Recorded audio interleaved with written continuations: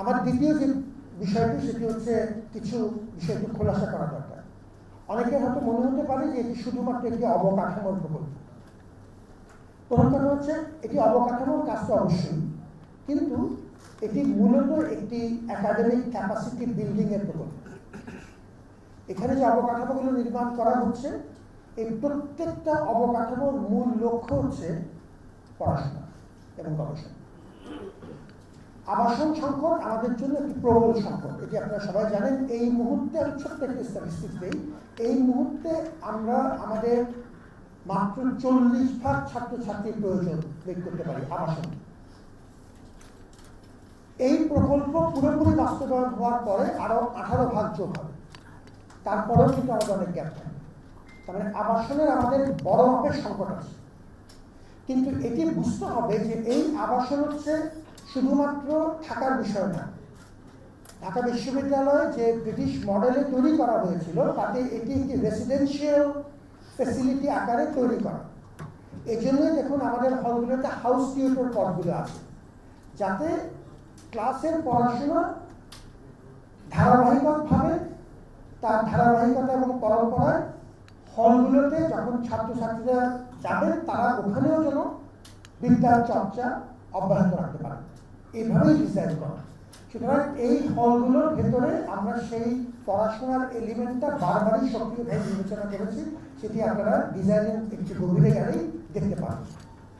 দ্বিতীয় যে পয়েন্টটা বলতে চাই সেটি হচ্ছে অনেকগুলো একাডেমিক ফ্যাসিলিটি এই প্রকল্পে তৈরি হবে। লাইব্রেরি সম্প্রসারণ, আমাদের কিছু সামাজিক সার্ভিস, খেলাধুলা, জিম, আমাদের বেশ কিছু মূল দৈনন্দিন জীবনের জন্য প্রয়োজন দেখভাল করবে ঢাকা বিশ্ববিদ্যালয়ে, কিন্তু এটি সবার জন্য প্রয়োজনের ক্ষেত্রে উপযুক্ত ক্ষেত্রে ব্যবহারের পথ যেন আমরা উন্মুক্ত রাখি, সেই কথাটি আমরা সবসময় বিবেচনা করছি। তৃতীয় যে কথাটি বলতে চাই সেটি হচ্ছে এই ডিজাইনটিতে পরিবেশকে পরিপূর্ণভাবে বিবেচনায় নেওয়া হয়েছে। সাস্টেইনেবিলিটি যে পয়েন্ট, যে উন্নয়নের সাথে পরিবেশ যেন মুখোমুখি অবস্থান থাকে। আপনারা দেখবেন এখানে একটু গভীরে গেলেই আমরা এই ডকুমেন্টগুলো আপনাদের সাথে শেয়ার করব, তাতে দেখবেন যে পরিবেশের সংরক্ষণের জন্য বেশ কিছু উদ্যোগ এখানে নেওয়া হয়েছে। জলাধার, ড্রেনেজ, বেশ কিছু বৃক্ষরোপণের কাজ, বেশ কিছু জায়গায় গ্রিন স্পেসের কাজ আলাদা করে বিবেচনায় নেওয়া হয়েছে। আর চতুর্থ যে বিষয়টা আমি বলবো সেটি হচ্ছে যে আমাদের এই কাজগুলো আমরা সবাইকে নিয়ে করতে চাই। এর যে কারিগরি বিষয় আছে, কারিগরি এবং তার যে বিশেষায়িত যে বাস্তবায়নের বিষয়গুলো কিন্তু আমাদের নিঃসরকারা দেখবেন, কিন্তু এর যে মূল স্পিরিট, যে অত্যন্ত কষ্টে লব্ধ টাকা এবং জাতির প্রতি দায়বদ্ধতার অংশ হিসাবে আপনাদেরকে সাথে নিয়ে এই বড় সুযোগটি আমাদের যেন আমরা ঠিকমতো কাজে লাগাতে পারি। কারণ এটি প্রকৃত অর্থেই আগামী অন্তত আমাদের হিসেবে আগামী 1 থেকে 1.5 দশকের জন্য বিশ্ববিদ্যালয়ের অনেক গুরুত্বপূর্ণ চাহিদা পূরণ করবে এবং এটি আমাদেরকে একটা নির্দিষ্ট পর্যায়ে নিয়ে যাবে, এটি আমরা খুবই আশাবাদী। আপনারা ভালো থাকুন, আবারও ধন্যবাদ জানাচ্ছি। আমরা এই কনস্ট্রাকশন আমার কিন্তু ওপেন স্পেস কমবে না, আপনাদের বিষয়ে দিচ্ছি, বরং আমার কারণ আমার এখন ছোট ছোট বিল্ডিংগুলো আমরা ভেঙে মাল্টি স্টোরি যখন উঠাবো, সো আমার আগের তুলনায় ওপেন স্পেস বেড়ে যাবে 8% এবং সেটা গ্রিন হবে।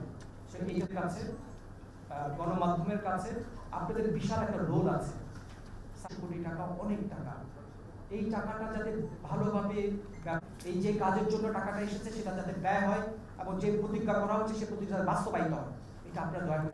কথা বলতে চাই। প্রথম কথা হচ্ছে যে এর সাথে সংশ্লিষ্ট অনেকেই ছিলেন, সুতরাং এই যে দেখাই যায় এটা, তো এবার সেটা প্রতিরোধে কি পদক্ষেপ নিচ্ছেন আপনারা এই বিষয়টা? এমন কোনো আশঙ্কা আছে কিনা এবার? এটি একটি বড় আয়োজন। এই ধরনের আয়োজনে কিছু আশা থাকে, কিছু আশঙ্কা থাকে, এটাই স্বাভাবিক। আমরা সবাইকে নিয়ে প্রতিনিয়ত কাজ করছি, আপনার সাথে আমার অনেকবার কথা এই বিষয়ে 100%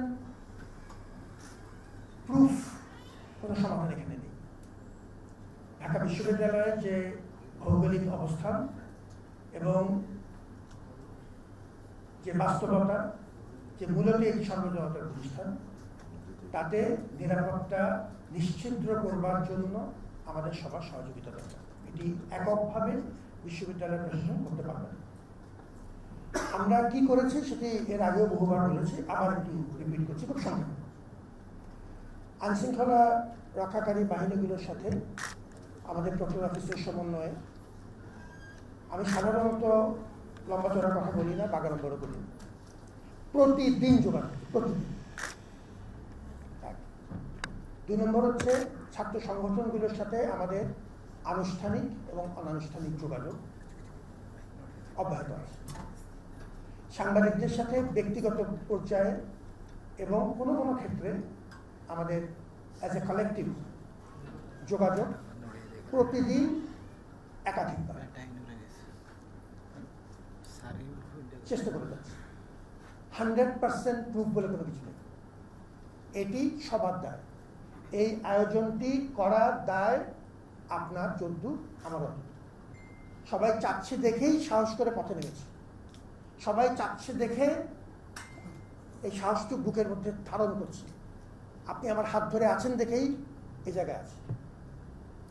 যতক্ষণ হাত ধরে থাকবেন ততক্ষণ চেষ্টা করে থাকবো, হাত ছেড়ে দিবেন আমি হাত ছেড়ে দেব, পরিষ্কার। এটাই হচ্ছে আমার উত্তর। যে কোনো পরামর্শ দিবেন সেটা মেনে চলার চেষ্টা করবো, প্রতিনিয়ত চেষ্টা করছি। যদি স্পেসিফিক জানতে চান আমি আপনাকে লিস্ট সহ দিয়ে দিব, এবং আসলেই কিছু অগ্রগতি হয়েছে মানুষের মধ্যে। এখন দেখুন বেশ কতগুলো ক্ষেত্রে আমি কতগুলো সহজ উদাহরণ দিচ্ছি। বিভিন্ন ছাত্র সংগঠনগুলো মিছিল করছে পাশাপাশি দাঁড়িয়ে, এমনকি একই উপলক্ষে একাধিক ছাত্র সংগঠন মিছিল করেছে, কোনো রকম বড় মাপের দুর্যোগ ছাড়া। অনেকগুলো, যেহেতু আমরা দীর্ঘদিন ধরে সহাবস্থানের চর্চার জন্য চেষ্টা করে যাচ্ছি, একটু দূর পাচ্ছি, কোনোটাই পারফেক্ট নেই, চেষ্টা করে যাচ্ছি। যেহেতু এই ডাকসুকে কেন্দ্র করেই তারা অনেকবার বিভিন্ন পর্যায়ে একসাথে হয়েছে, আলাপ করেছে, একসাথে হয়েছে, সাংবাদিকদের সামনেও বহু দফা আলাপ হয়েছে, তাদের মধ্যে একরকম সহনশীলতা গড়ে উঠেছে ধীরে ধীরে। এগুলি সবই ভালো লক্ষ্য। সবচেয়ে বড় কথা হচ্ছে সাধারণ শিক্ষার্থীদের একটা ওভারওয়েলমিং মেজরিটি এই নির্বাচনটি চায়, এটি তাদের বড় মাপের দাবি। এবং আপনারা থার্ড আই হিসেবে কাজ করছেন সাংবাদিকদের, যে কথা আগেই বলেছি, চেষ্টা করতে থাকবে। 100% প্রুফ বলে কথা। ধন্যবাদ।